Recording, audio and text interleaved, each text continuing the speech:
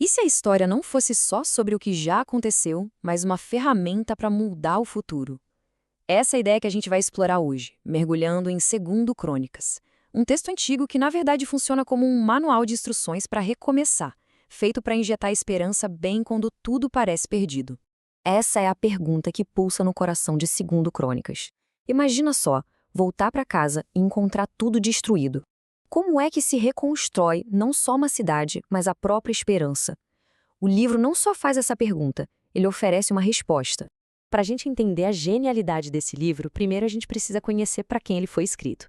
Exilados voltando para uma terra devastada.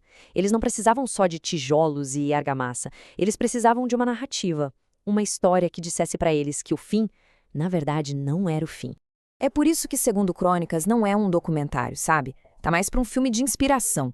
O autor age como um editor brilhante, selecionando com muito cuidado as cenas do passado para provar um ponto.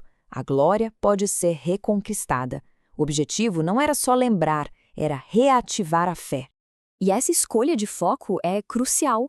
Se a gente comparar com os livros de Reis, por exemplo, Reis conta a história política de duas nações. Já Segundo Crônicas, ignora quase que completamente o Reino do Norte para focar só em Judá. E por quê? Porque para esse autor, é ali que a verdadeira história acontece, na linhagem de Davi e no templo. A perspectiva muda do político para o sacerdotal. Então, como é que o autor começa a construir essa narrativa de esperança? Ele começa lá em cima, no auge absoluto de Israel, a gloriosa Era de Salomão. O autor nos joga direto na Era de Ouro, um tempo de paz, de riqueza, de poder. A estratégia é bem clara. Antes de mostrar as ruínas, ele lembra aos exilados do que eles eram capazes. Ele dá uma memória, um projeto para a reconstrução. E aqui, a prioridade do autor fica cristalina. Olha só o gráfico. 2/3 da história de Salomão, o rei mais sábio e rico de todos, não é sobre a sabedoria ou a riqueza dele. É sobre uma única coisa, o templo. O que será que isso diz sobre a mensagem do livro, hein? Pois é, o templo não era só um prédio, era a âncora da nação, o epicentro da identidade, o lugar onde o céu e a terra se encontravam. Para o autor de Crônicas, reconstruir a nação significava, antes de mais nada, reconstruir essa conexão. Mas a Era de Ouro não dura para sempre. Depois de Salomão, o livro nos leva por uma jornada bem turbulenta, acompanhando a longa linhagem de reis que vieram depois dele. E aqui, a edição do autor continua. Ele ignora completamente os reis do norte para focar só em Judá. Por quê? Porque ele está traçando uma linha direta, a linhagem prometida de Davi, que era a grande fonte de esperança de um futuro rei redentor.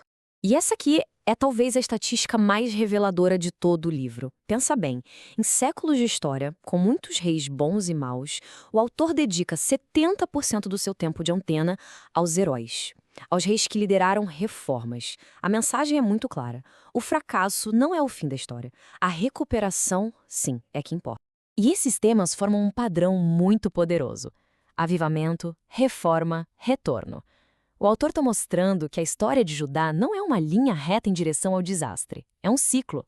Em cada ciclo, existe uma oportunidade de voltar para o caminho certo, de escolher a esperança em vez do desespero. Essa obsessão com os reis reformadores nos leva ao coração da mensagem do livro. Não se trata de acidentes históricos, mas de um padrão intencional. O padrão do avivamento. O autor nos dá uma verdadeira galeria de heróis da fé. Asa, Josafá, Joás, Ezequias, Josias. Cada um, a seu tempo, liderou uma grande virada nacional. Ao alinhar essas histórias, ele prova o seu ponto. A renovação não é um milagre isolado, é um padrão acessível. Imagina o impacto disso nos exilados. A mensagem era eletrizante. Se seus antepassados conseguiram reverter o declínio, vocês também podem. A renovação não é um sonho distante, é uma escolha. Então, qual era essa iniciativa? Qual era a chave para essa renovação?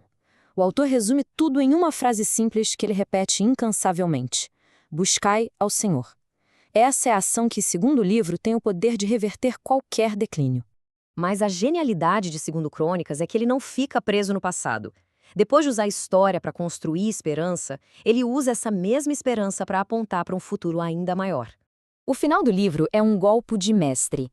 Ele nos leva até o fundo do poço, a destruição de Jerusalém. Mas, no último instante, ele vira o jogo. As últimas palavras não são sobre ruínas, mas sobre um decreto de reconstrução. O ponto final da tragédia é a primeira palavra de um novo começo. E esses temas centrais, linhagem, templo, adoração, ecoam de forma muito poderosa no Novo Testamento. A linhagem de Davi, aquele fio de ouro do livro, encontra seu cumprimento em Jesus. O templo físico, o coração da nação, é reinterpretado como um símbolo que aponta para o próprio Cristo. E, finalmente, a adoração se liberta das paredes, virando uma realidade espiritual. No final das contas, segundo Crônicas é mais do que história antiga. É um manual sobre o poder das narrativas. Ele nos ensina que a gente pode revisitar o nosso passado não para ficar preso a ele, mas para encontrar os recursos para construir um novo futuro. A pergunta, então, fica para cada um de nós. Que histórias do nosso passado estamos escolhendo contar para nos dar esperança para o futuro?